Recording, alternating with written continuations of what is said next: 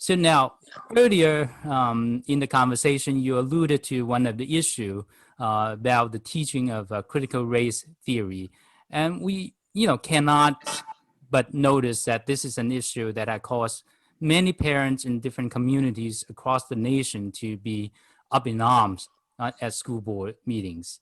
And many Chinese Americans also spoke up, and I think there was one lady whose video had gone viral, and I had a very similar feeling as she did as well, that we looked at the theory, we would find some similarity or strong similarity with what we had experienced in China. So now today we have you who had the lived experience about the racial relationship in US as you grew up. So, and obviously you're very successful now. So tell us, so in your growing up, how had you dealt with that relationship, and how does it give you more insights regarding the critical race theory or race relationship in general and critical race theory in particular? Thank you very much for asking. So my background for everybody watching, I'm 60 years old. So I was born before civil rights to a single Black woman in the ghetto of East Oakland, California. This is one of the most dangerous ghettos in the nation. I grew up initially, when I was younger, in the projects of East Oakland. And so we had nothing. So in terms of race relations, this is how my mother educated me.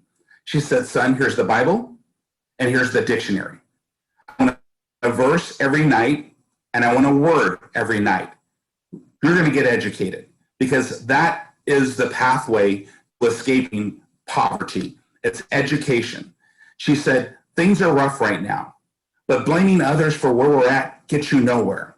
And so my mother taught me at a very young age accountability and responsibility. I was taught that if you want something in life, you work hard for it.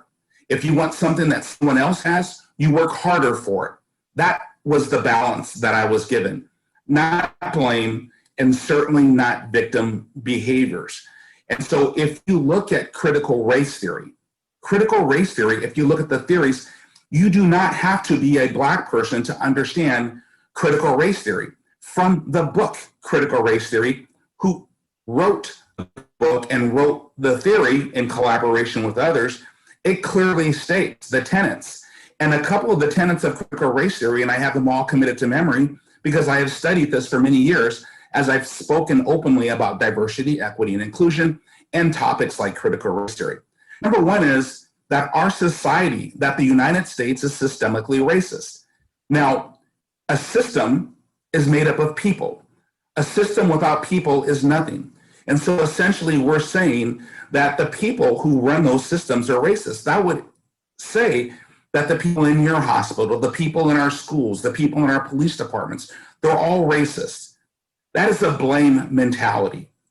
The other thing that's very disturbing is it questions the concept that America is a melting pot. Well, it's a scientific fact that we are one of the most diverse nations in the world. In fact, that people immigrate or migrate to America consistently all year, every year, because America is a great country that offers opportunity and freedom from persecution. And I want to say a lot of people who don't understand what it's like to live in a third world nation, who don't know what it's like to live in poverty or to live in oppression, you don't have an appreciation and you cannot understand the dangers of critical race theory. And what I want to say is this: when you tell a young Black child, brown child, or any child that they cannot succeed because the system is against them, that does not help a child. That holds a child down. It builds a learned helplessness, as Dr. Seligman said in his theory. It doesn't empower a child, it restricts a child. And so that is the danger of critical race theory. It teaches division. It teaches that if you're a white child, you should feel guilty about the color of your skin. That sounds incredibly racist to me.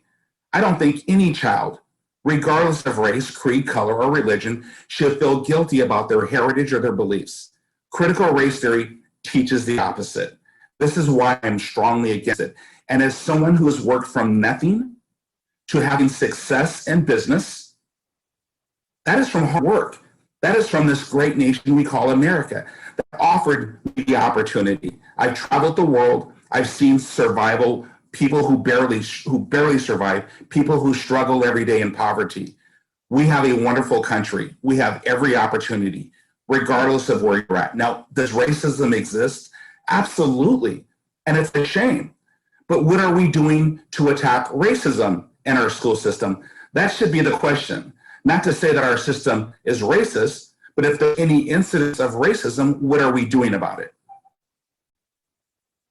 Right. Thank you so much for just expounding it so beautifully. That and I think many of the people who join into the Zoom call and the YouTube live streaming also had experience in other nations that's way less freedom, and know that you know, coming here, we've experienced a lot of goodwill from people who were in the United States, not being looked down at or being looked at differently in the sense that we are inferior, but rather that yes, we have cultural difference, but they don't look at us as being inferior. Otherwise, I wouldn't have been a doctor practicing in the Tri-City area either. So the superintendent, the office of superintendent told me that, oh, and we're not teaching the students critical race theory. We are only doing a training among the staff and teacher. What do you say about that? So Dr. Lin, as you and maybe some other folks know, I've worked in intelligence. Yes, I was a Special Forces Green Beret, but I was also Special Forces Intelligence. I've worked intelligence all over the world. We have a phrase in intelligence, it's called operational preparation of the environment. And here's what that means. How are we preparing the environment for something to happen?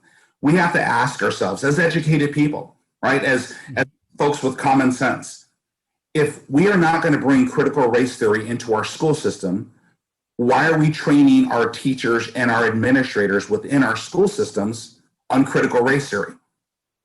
Why are we spending the money and the resources to train them if we're not going to bring that into our school system? Now, let me just say, critical race theory already exists in higher education. I know because I've worked in higher education. I have taught in higher education.